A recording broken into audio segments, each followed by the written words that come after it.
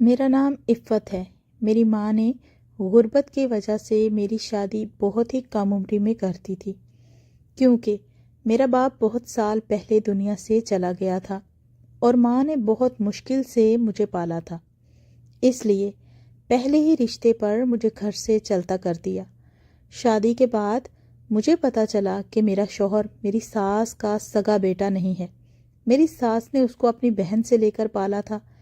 پھر میری ساس کا بھی ایک بیٹا پیدا ہوا اور میرے سسر کی وفات ہو گئی، تو بچپن ہی سے گھر کا سارا خرچ میرا شوہر ہی چلا رہا تھا۔ میرے شوہر کی آمدن اگرچہ زیادہ نہیں تھی، لیکن پھر بھی وہ میرا بہت خیال رکھتا تھا، جبکہ میرا دیور انتہا درجے کا آوارہ اور لوفر لڑکا تھا، لیکن پھر بھی اپنی ماں کی آنکھ کا تارا تھا، کیونکہ اس کا اپنا خون جو تھا، جبکہ میرا شوہر میری ساس کی نظر میں بس کمانے والی مشین تھا۔ پھر ایک دن میرا شوہر گھر سے کمانے گیا اور شام کو اس کی لاش گھر آ گئی۔ سڑک سے گزرتے کسی گاڑی سے ٹکرا گیا تھا۔ میری تو دنیا ہی اجڑ گئی تھی۔ مجھے یوں لگا میرے سر کا آسمان چھن گیا ہے۔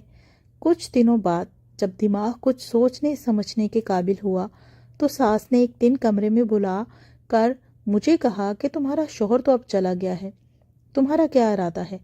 میں نے کہا کیا مطلب امی جی؟ کہنے لگی کہ پہلے تمہارا خرچ تمہارا شوہر اٹھاتا تھا، اب تم کماؤ گی اور مجھے بھی کھلاؤ گی۔ میں نے حیرانی سے پوچھا کہ میں کیسے کماؤں گی؟ تو میری ساس نے جواب دیا کہ تمہارے کام کا بندوبست میں کر دوں گی، بس گھر میں بیٹھ کر ہی کمانا ہے۔ سمجھو میں نے سوچا کہ اب کوئی ٹھکانہ بھی نہیں ہے جہاں پناہ ملے گی، تو بہتر ہے کچھ نہ کچھ کام دھندہ کر ہی لوں، اسی بہانے رہنے کو چھت تو میسر آئے گی نا۔ میری ساس میری سعادت مندی سے بہت زیادہ خوش ہوئی۔ اگلے دن شام کے وقت میں نہا کر باتھ روم سے باہر نکلی تو گھر کے صحن میں دو مرد بیٹھے ہوئے تھے۔ شکل سے جرائم پیشہ اور کپڑوں سے کھاتے پیتے گھروں کے لگتے تھے۔ میری ساس ان کی خدمت داری میں مصروف تھی۔ پھلوں اور جوس سے ان کی تواضع ہو رہی تھی۔ میں سوچ میں پڑ گئی کہ یہ کون اتنے اہم لوگ ہیں۔ میری ساس تو کسی کو مفت میں مری ہوئی مکھی نہ دے۔ لیکن یہ حیرانی جلد ہی ختم ہو گئی۔ میری ساس میرے کمرے میں آئی اور کہنے لگی کہ جلدی سے تیار ہو جاؤ، آج تمہارے کام کا پہلا دن ہے۔ میں نے سوچا کہ امی جان کیسا کام؟ مجھے تو کچھ پتہ ہی نہیں۔ میری ساس مسکرا کر کہنے لگی کہ بہو تم بہت بھولی ہو، یہ جو مرد باہر بیٹھے ہیں نا، تم ان کے ساتھ جاؤ گی۔ دیکھو صرف ایک رات کے 10,000 وصول کیے ہیں میں نے ان سے۔ میری ساس نے مٹھی میں بند نیلے نیلے نوٹ میری آنکھوں کے سامنے لہرائے تو مجھے اسی وقت سمجھ آ گیا کہ میری ساس نے جس کام دھندے کا ذکر کیا تھا وہ کچھ اور نہیں بلکہ جسم فروشی تھا۔ مجھے تو چکر آنے لگے۔ میں نے نفرت سے کہا مجھے نہیں کرنا یہ گندا کام، میں بھوکی رہ لوں گی لیکن اپنا جسم فروخت نہیں کروں گی۔ میری ساس ایک دم طیش میں آ گئی اور مجھے بالوں سے پکڑ کر کہنے لگی کہ دیکھو لڑکی، یہاں رہنا ہے تو میری بات ماننی ہی پڑے گی، ورنہ گھر سے نکال دوں گی اور باہر بھی سب لوگ تمہارا جسم ہی نوچیں گے۔ میں نے بہت احتجاج کیا، لیکن میری ساس نے دونوں مردوں کی مدد سے مجھے کھینچ کر گھر سے نکالا اور کار میں ڈال دیا۔ ایک آدمی نے کار کی ڈرائیونگ سیٹ سنبھالی اور دوسرا مجھے بازو سے پکڑ کر پچھلی طرف بیٹھ گیا۔ کار انجانی منزل کی طرف چل پڑی۔ میں مسلسل اپنی قسمت پر رو رہی تھی۔ مجھے اپنا شوہر یاد آ رہا تھا جس نے غریب ہونے کے باوجود مجھے عزت اور زندگی کی چھوٹی چھوٹی سہولتیں دی تھیں۔ کار ایک رہائشی علاقے میں ایک بڑے بنگلے کے گیٹ پر رکی اور گیٹ کھلنے پر وہ اندر داخل ہو گئی۔ مجھے کار سے اتار کر وہ دوسری منزل پر ایک کمرے میں لے گئے اور کہا کہ رات تک یہاں آرام کرو، فریج میں پانی اور کھانے پینے کی چیزیں موجود ہیں، اور ہاں کوئی چالاکی کرنے کی کوشش مت کرنا، کیونکہ ہم نے تم کو کل صبح باحفاظت تمہاری ماں یعنی کہ ساس کے حوالے کرنا ہے۔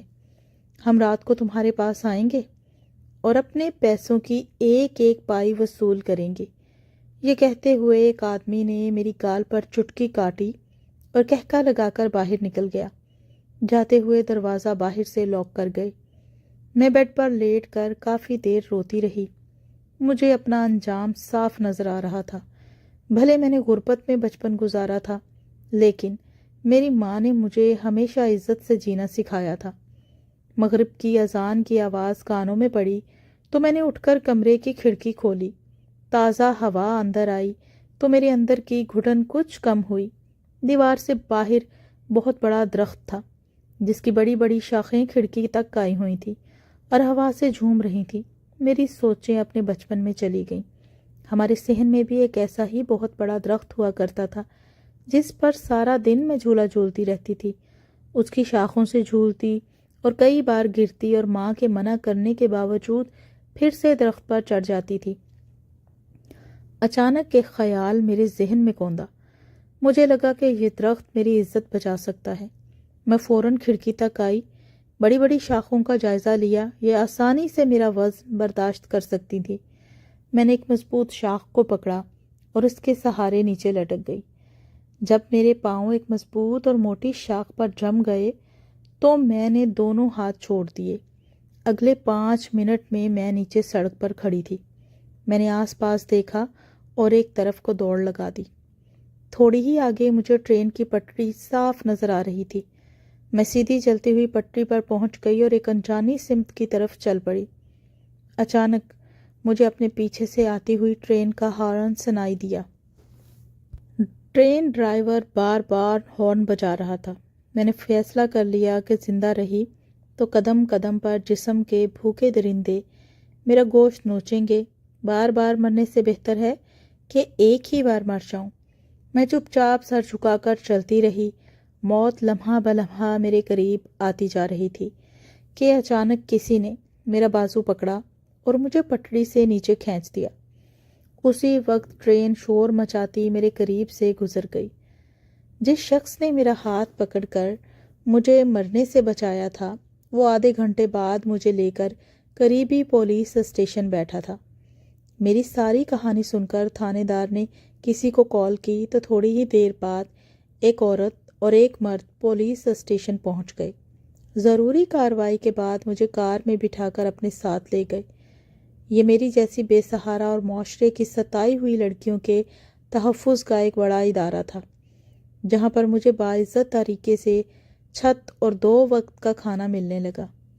میں نے اپنی ادھوری تعلیم دوبارہ شروع کی اور کچھ عرصے بعد اپنی محنت کے بل پر اسی ادارے کی سربراہ بن گئی۔ آج میں اپنے جیسی بے سہارا عورتوں کو سہارا دیتی ہوں اور ان کی ہمت بنتی ہوں، اور آپ لوگوں سے گزارش کرتی ہوں کہ حالات کیسے بھی مشکل ہوں، ہمیشہ ان کا مقابلہ کرو، کیونکہ اسی میں انسان کی بہتری ہوتی ہے۔ اور جس شخص نے مجھے ٹرین کے نیچے آنے سے بچایا تھا، آج میں اسی کی بیوی ہوں۔